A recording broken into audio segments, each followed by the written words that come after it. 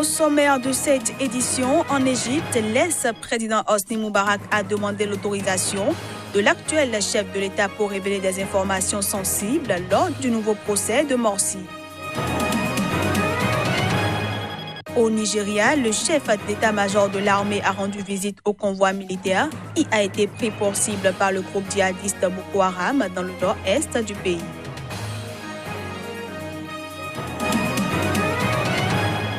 Et puis au Venezuela, le tribunal suprême de justice a annoncé ce mercredi la condamnation de 9 militaires à des peines de prison pour un complot visant à renverser le président Maduro en 2014. Voilà pour les titres. Bienvenue à tous. 5 chefs d'État africains réunis ce mercredi à Brazzaville ont exprimé leur vive préoccupation face aux actes de violence pendant la campagne électorale en République démocratique du Congo. Ils ont aussi pris note du report des élections du 23 au 30 décembre prochain. Les précisions. Une dizaine de personnes sont mortes pendant la campagne, a-t-on indiqué de sources diverses en République démocratique du Congo, bilan que le gouvernement a démenti. Le candidat de l'opposition Martin Fayulu affirme avoir été empêché de se rendre à Kindu, Kolwezi et Kinshasa pendant cette campagne qui a pris fin vendredi dernier. Réunis en l'absence de tout représentant de la RD Congo, les chefs d'État ont décidé de dépêcher à Kinshasa et en urgence une délégation des ministres des Affaires étrangères pour porter au président congolais Joseph Kabila les conclusions du sommet de Brazzaville. Ils ont réaffirmé leur profond attachement à la tenue des élections apaisées, libres, démocratiques et transparentes en RD Congo.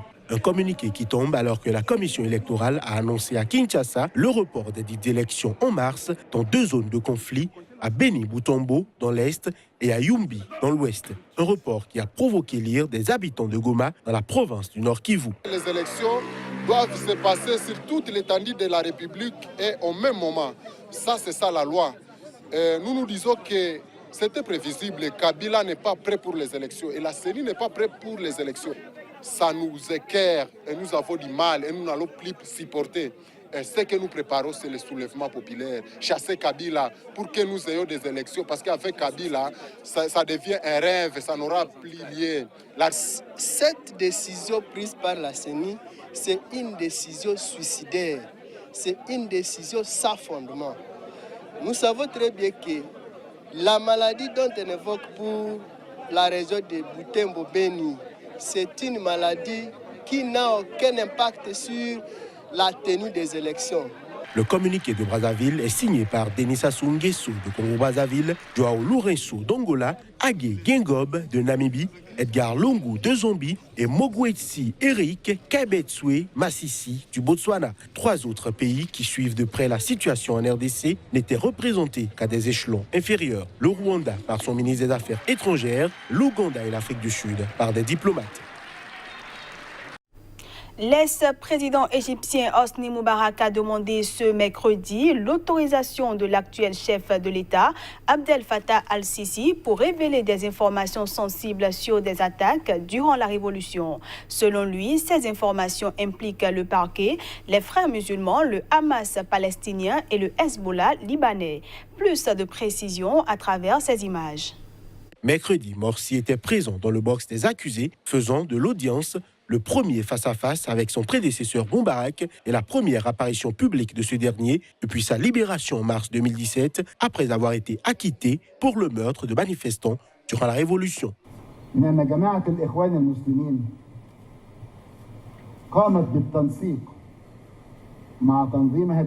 Les frères musulmans ont coordonné avec l'organisation internationale des frères musulmans, l'Iran, le mouvement palestinien du Hamas et le Hezbollah libanais en coopération avec les États-Unis d'Amérique, la mise en œuvre d'un plan visant à créer le chaos.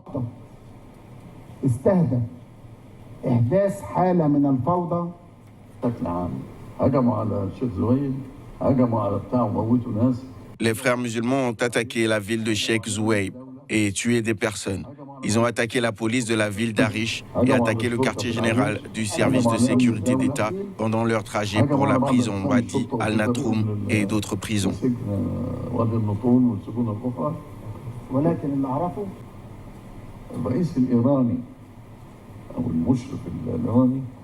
Le président iranien ou le dirigeant iranien ont fait leur serment du vendredi en arabe, ce qui est sans précédent. Je pense que c'était le 4 février. Il a prononcé son serment en arabe pour propager le chaos dans le pays et encourager la révolution islamique.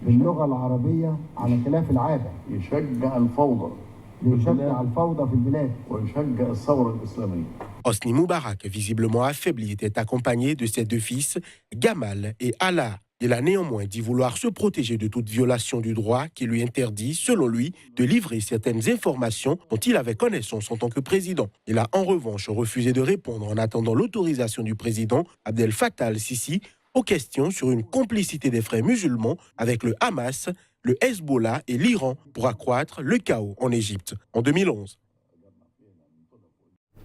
Au Soudan, le Parti du Congrès populaire, membre de la coalition au pouvoir, réclame l'ouverture d'une enquête sur la mort de manifestants. Ces derniers ont été tués lors d'un mouvement de contestation quasi inédit depuis 3 décennies. Les images.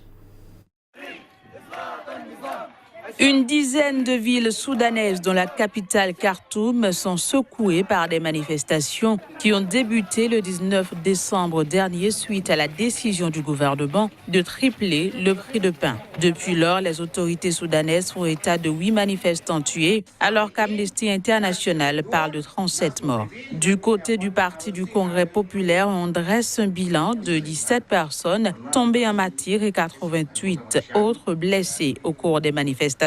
Une situation condamnée par le parti qui demande une enquête.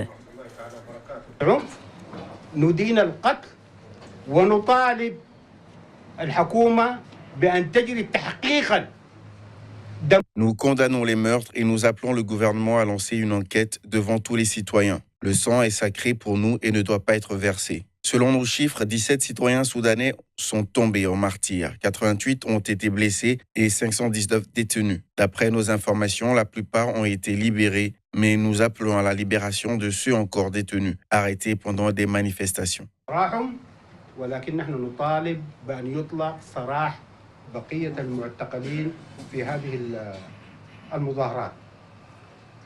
Créé par le leader islamiste Hassan el-Tourabi, le PCP fait partie du gouvernement du président Omar el-Béchir, où il a 2 postes de ministre d'État. Il compte en outre 7 députés au Parlement. Les forces de police et de sécurité étaient encore déployées mercredi dans différents quartiers de la capitale, mais aucune manifestation n'avait encore eu lieu dans l'après-midi. Le président soudanais a tenté de calmer la rue lundi en promettant d'entreprendre des vraies réformes pour remédier à la crise économique du pays. Mais sans succès, cette déclaration semble ne pas avoir eu beaucoup d'impact sur les manifestants, bien décidés et dont des centaines sont à nouveau descendus dans les rues de la capitale mardi. Au-delà des revendications sociales, de nombreux manifestants ont demandé la chute du régime, reprenant un célèbre slogan des soulèvements populaires qui ont marqué le printemps arabe en 2011.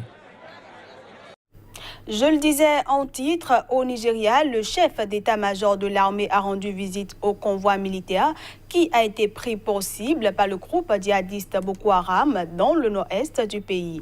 L'embuscade tendue ce lundi a tué 13 soldats et un policier nigérian. Un convoi militaire partant de Maïdougouri, capitale de l'état du Borno, se rendant à Damaturu, dans l'état de Yobe, a été attaqué ce lundi soir et les soldats se sont battus contre les terroristes de Boko Haram qui leur ont tendu une embuscade. Au moins 13 soldats et un policier nigérian ont été tués dans cette embuscade. Suite à cette attaque, le chef d'état-major de l'armée nigériane a rendu visite au convoi militaire. Si vous observez 3 disciplines de tir, vous verrez que vous laissez l'ennemi arriver très près de vous. Vous visez, tirez et vous ne le manquerez jamais. Donc il est très important pour vous d'observer la discipline de tir.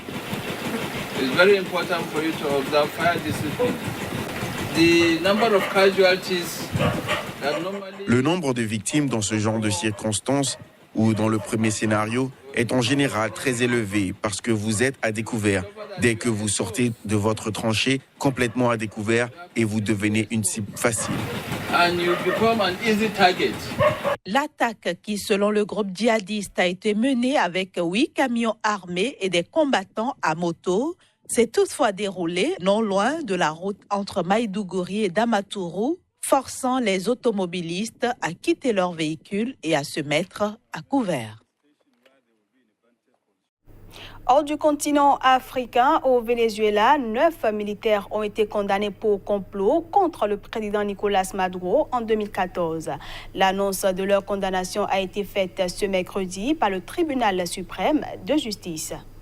Pour avoir préparé en 2014 un mouvement insurrectionnel et déstabilisateur baptisé Opération Jéricho contre le gouvernement national, 9 militaires vénézuéliens ont été définitivement condamnés à des peines de prison. Les peines vont de 5 à 8 ans d'emprisonnement. Parmi les condamnés figurent le général Osvaldo Hernandez, le lieutenant-colonel à la retraite José Delgado et 7 autres officiers des armées de l'air, de terre et de la marine selon un communiqué du tribunal suprême. Ils avaient été arrêtés en mars et mai 2014. La plus haute juridiction a confirmé les peines prononcées en première instance après que sa chambre de cassation et une cour martiale eurent rejeté les appels déposés par les militaires. Selon des extraits du dossier publié par la presse, le projet consistait à s'emparer de détachements militaires, à arrêter Nicolás Maduro et d'autres dirigeants du chavisme et à susciter une mobilisation citoyenne pour renverser le gouvernement. Nicolás Maduro, dont le premier mandat a vu le pays sombrer dans la pire crise économique de son histoire récente, entamera un deuxième mandat de 6 ans le 10 janvier. Et ce, après sa victoire à la présidentielle de mai dernier, contestée par l'opposition et dont le résultat n'a pas été reconnu par les États-Unis, l'Union européenne et la plupart des pays d'Amérique latine. On passe à présent à la revue de presse Afrique.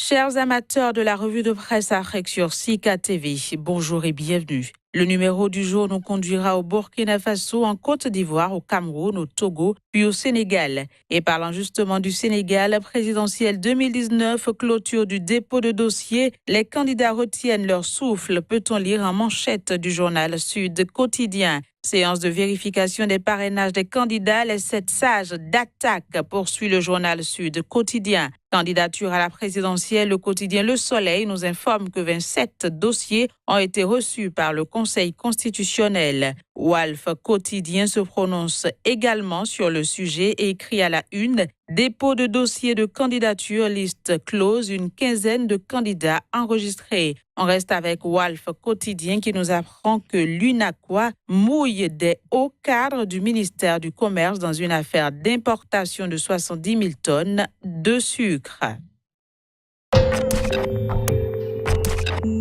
Escale au Togo à présent où Liberté écrit en manchette. La C14 appelle les Togolais à s'inscrire dans un grand mouvement citoyen de libération nationale. On reste avec Liberté qui annonce de nouvelles manifestations pour le 12 janvier 2019. Législative du 20 décembre, les raisons de l'annulation de la mission française d'observation au Togo à lire dans le journal Liberté. Au Cameroun, le journal Tribune Cameroun nous informe que Paul Biya apporte du réconfort aux victimes des attaques criminelles de Bangourin. Transport urbain à Yaoundé et Douala, le tramway ne sifflera pas en 2019, se désole Camer Presse.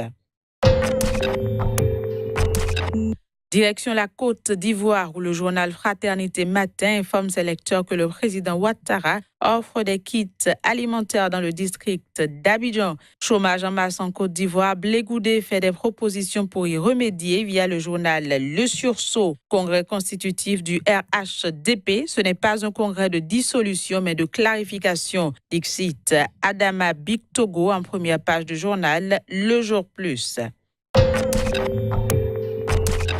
Puis au Burkina Faso, Sidouaya nous fait le compte rendu du Conseil des ministres de ce mercredi. Univers carcéral, 219 détenus graciés, nous apprend le quotidien Sidouaya en première page. Voilà, ce sera tout pour la revue de presse Afrique de ce 27 décembre 2018. Merci de nous avoir suivis. On se retrouve demain pour de nouvelles informations sur le continent africain.